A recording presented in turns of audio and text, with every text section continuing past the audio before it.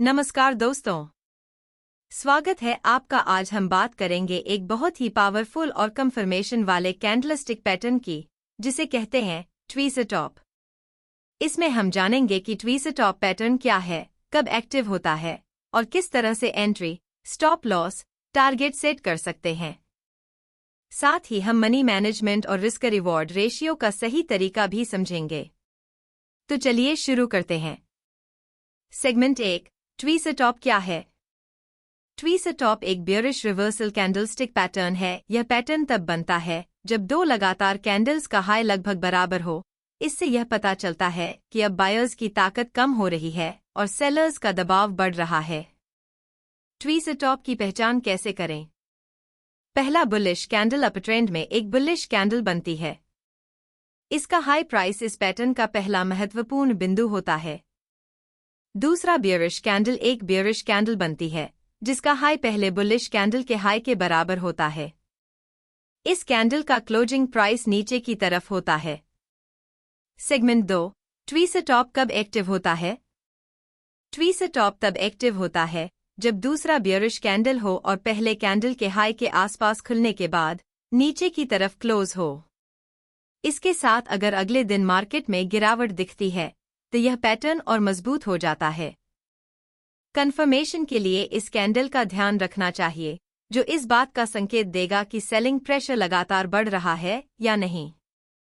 Segment 3, entry कैसे लें?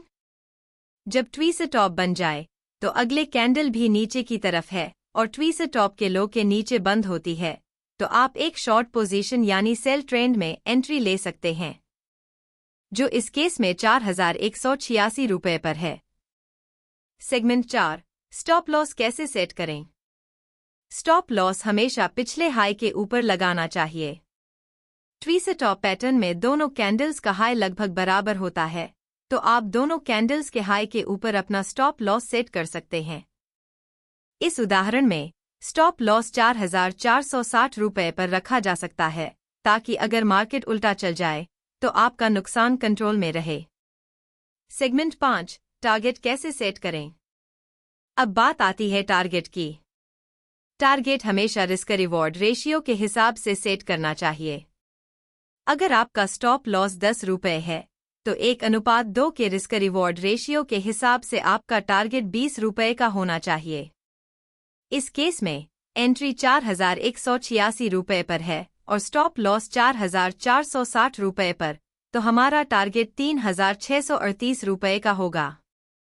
Segment 6, risk reward ratio और मनी मैनेजमेंट।